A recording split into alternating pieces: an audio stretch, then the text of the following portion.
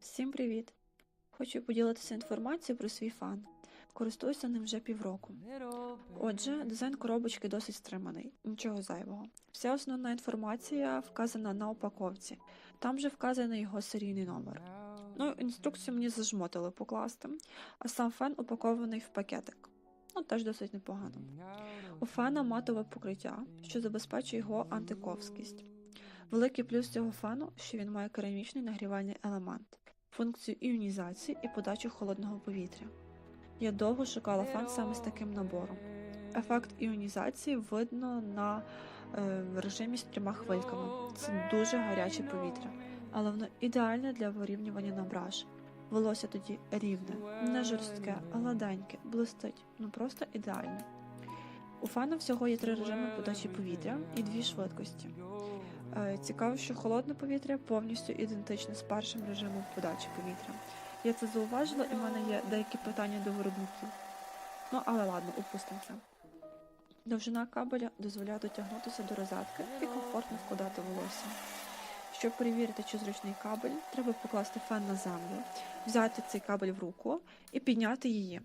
І тоді той кусочок кабеля має бути вищий за вас на 10 см. Я вставлю ілюстрацію, як це має виглядати. Мій кабель має 1,80 м, але мені, в принципі, комфортно. Є насадка-концентратор, вона типу професійна, ну вузенька така. З її допомогою легко вкладати волосся, але вона нагрівається і можна впектись.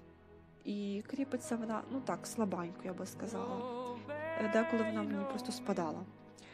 Також взаді фену є захисна сіточка з пофарбованого металу, ну я так думаю. З її допомогою волосся не попаде на вентилятор, що продовжить, відповідно, термін експлуатації цього фену. А сам крючок виглядає ненадійно, і я ним не користуюся.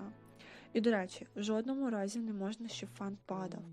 Адже, як я вже казала раніше, що фен має керамічний нагрівальний елемент, і якщо він розіб'ється чи з ним щось станеться, відповідно, це не буде гарантійний випадок. А сама решіточка фена, вона пофарбована, напевно, це є там щось, якісь там турмаліновою іонізацією. Ну, принаймні так заявляє виробник. Ну і наголошую на тому, що цей фен не є для професійного використання 24/7, а це бюджетний домашній варіант типу All Inclusive.